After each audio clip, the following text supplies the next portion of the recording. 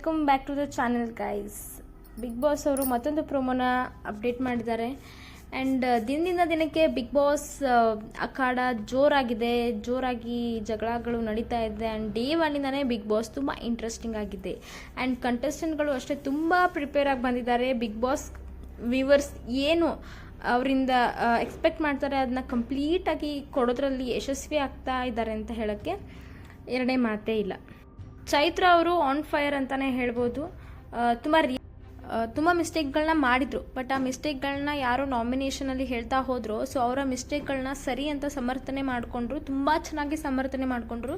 ಅದು ಯಾರೇ ನೋಡಿದ್ರು ಸಹ ಚೈತ್ರ ರೈಟ್ ಅನ್ನೋ ಒಂದು ಒಪಿನಿಯನ್ ನೋಡೋದ್ರಲ್ಲಿ ಕೊಟ್ಟರು. So this is very good job Chaitra ಅವ್ರ ಕಡೆಯಿಂದ. ತುಂಬ ಚೆನ್ನಾಗಿ ಬಿಗ್ ಬಾಸ್ನ ಅರ್ಥ ಮಾಡ್ಕೊಂಡಿದ್ದಾರೆ. ಆ್ಯಂಡ್ ತುಂಬ ಚೆನ್ನಾಗಿ ಆಟನ ಆಡ್ತಾ ಇದ್ದಾರೆ. ಆ್ಯಂಡ್ ಮುಂದಿನ ದಿನಗಳಲ್ಲಿ ನೋಡಬೇಕು ಈ ಆಟ ಹೇಗೆ ಹೋಗುತ್ತೆ ಆ್ಯಂಡ್ ಹೇಗೆ ತೊಗೊಳ್ತಾರೆ ಜನ ಅಂತ. ಆ್ಯಂಡ್ ಬಿಗ್ ಬಾಸ್ ಇಷ್ಟು ದಿನ ನಾವು ಸೀಸನ್ಗಳನ್ನ ನೋಡ್ತಾ ಬಂದಂಗೆ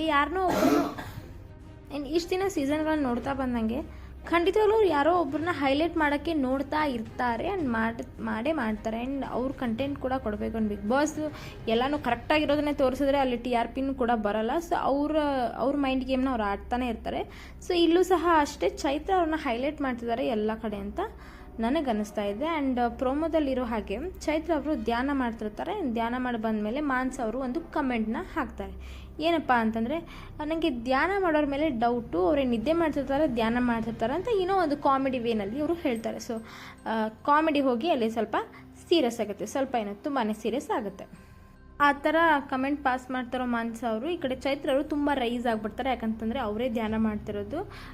ನಿಮಗೇನು ತೋಚುತ್ತೋ ಅದನ್ನು ಹೇಳಬಾರ್ದು ಅಂತ ಅವರು ಸ್ವಲ್ಪ ರೈಸ್ ಆಗ್ತಾರೆ. ಆ್ಯಂಡ್ ಅದ ಪ್ರಕಾರ ಮಾನ್ಸ ಅವರು ಕೂಡ ಒಂದು ಸ್ಟೇಟ್ಮೆಂಟ್ನ ಮಾಡ್ತಾರೆ. ನಿಮಗೇನು ಬೇಕೋ ನಂಗೆ ಅದು ಹೇಳೋಕ್ಕಾಗಲ್ಲ ಅಂತ. ಸೊ ನನಗೂ ಎಲ್ಲೋ ಕರೆಕ್ಟ್ ಅನ್ನಿಸ್ತು. ಸೊ ಅವ್ರ ಒಪಿನಿಯನ್ನ ಅವ್ರು ಹೇಳಿದ್ರು.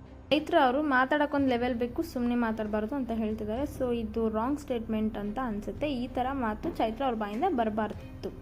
ಸೊ ಅದು ತಪ್ಪು ಈ ತಪ್ಪು ಅಂತ ಹೇಳಿದ್ದಾರೆ. ಇವ್ರು ಯಾರು ಹೇಳೋಕ್ಕೆ ಅಂತ ಚೈತ್ರ ಅವರು ಇಲ್ಲಿ ಹೇಳಿದ್ದಾರೆ. ಬಟ್ ಸ್ಟಿಲ್ ನನಗೆ ಅರ್ಥ ಆಗ್ತಾ ಇಲ್ಲ ಯಾಕೆ ಇವರು ಇಷ್ಟು ರಿಯಾಕ್ಟ್ ಮಾಡಿದ್ದಾರೆ ಅಂತ. ಬಟ್ ಪ್ರೋಮೋದಲ್ಲಿ ಏನೂ ಅಷ್ಟಾಗಿ ಜಜ್ಮೆಂಟ್ ಕೊಡೋಕೆ ಆಗೋದಿಲ್ಲ. ಯಾಕಂತಂದರೆ ತೋರಿಸಿದ್ದೆ ಒಂದೇ ಡೈಲಾಗು ಮಾನ್ಸ ಅವ್ರದ್ದು. ರಿಯಾಕ್ಷನ್ ತುಂಬ ತೋರಿಸಿದ್ದು ಚೈತ್ರ ಅವ್ರದ್ದು. ಎಪಿಸೋಡ್ಸ್ ನೋಡಿಸಿದ್ರೆ ಗೊತ್ತಾಗುತ್ತೆ ಅಲ್ಲಿ ಕಂಪ್ಲೀಟಾಗಿ ಏನು ನಡೆದಿದೆ ಅಂತ. ಬಟ್ ಪ್ರೋಮೋದಲ್ಲಿ ಇಷ್ಟು ತೋರಿಸಿದ್ದಾರೆ. ಇಷ್ಟಕ್ಕೆ ಇಷ್ಟು ರಿಯಾಕ್ಷನ್ ಬೇಕಾಗಿರಲಿಲ್ಲ ಅನಿಸುತ್ತೆ. ಬಟ್ ಪ್ರೋಮೋ ನೋಡಿದ್ರೆ ಏನೂ ಪೂರ್ತಿಯಾಗಿ ವಿಚಾರನ ತಿಳ್ಕೊಳ್ಳೋಕ್ಕೆ ಆಗೋದಿಲ್ಲ. ನಮ್ಮ ಅಗೇನ್ ಚೈತ್ರ ಅವರು ಜ್ಞಾನ ಇಲ್ಲ ಅಂದ್ರಿ, ಅಲ್ಪಜ್ಞಾನಿ ಅಂತ ಅಂದ್ರಿ, ಜ್ಞಾನ ಇಲ್ಲದೆ ಮಾತಾಡಬಾರ್ದು ಅಂತ ಒಂದು ಕಮೆಂಟ್ಸ್ ಮಾಡ್ತಾರೆ. ಸೊ ಎಲ್ಲರೂ ಈ ಒಂದು ವಿಚಾರದಲ್ಲಿ ಮನೆಯವರು ಯಾರೂ ಇನ್ವಾಲ್ವ್ ಆಗಿರಲ್ಲ. ಎಲ್ಲರೂ ಇವರ ಜಗಳನ ನೋಡ್ತಾ ಕೂರ್ತಿರ್ತಾರೆ. ಸೊ ಇದು ಈ ಹೊತ್ತಿನ ಪ್ರೋಮೋ. ನನಗೆ ಚೈತ್ರ ಕುಂದಾಪುರ ಅವ್ರನ್ನ ನೋಡಿದ್ರೆ ಪ್ರತಾಪ್ ವೈಬ್ಸ್ನ ಕೊಡ್ತಿದ್ದಾರೆ ಅವ್ರ ಮನೆಯಲ್ಲಿ. ಸೊ ಕ್ಲಿಕ್ ಆಗ್ತಾರೆ ಅಂತ ಅಂದ್ಕೊಳ್ಳುತ್ತೆ. ಆ್ಯಂಡ್ ಈ ಥರನೇ ಆಟ ಹೋದರೆ ಖಂಡಿತವಾಗ್ಲೂ ಟಾಪ್ 2 ಅಲ್ಲಿ ಇರ್ಬೋದು. ಸೊ ಸ್ವಲ್ಪ ಮಾತಿನ ಮೇಲೆ ಹಿಡಿತಾ ಇರಬೇಕು.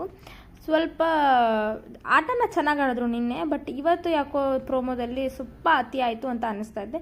ಸೊ ಸ್ವಲ್ಪ ಹಿಡಿತಾ ಇದ್ದರೆ ಖಂಡಿತವಾಗ್ಲೂ ಇವರು ಬಿಗ್ ಬಾಸ್ ಮನೆಯಲ್ಲಿ ತುಂಬ ಒಳ್ಳೆ ಭವಿಷ್ಯ ಇದೆ ಅಂತ ಹೇಳ್ಬೋದು. ಆ್ಯಂಡ್ ಇದು ಈ ಹೊತ್ತಿನ ವಿಶೇಷ. ಮತ್ತಷ್ಟು ಅಪ್ಡೇಟ್ಸ್ಗಾಗಿ ಕಾಯ್ತಾ ಇರಿ. ಇದು ಲೈಫ್ ಚೇಂಜಿಂಗ್ ಫ್ಯಾಕ್ಟ್.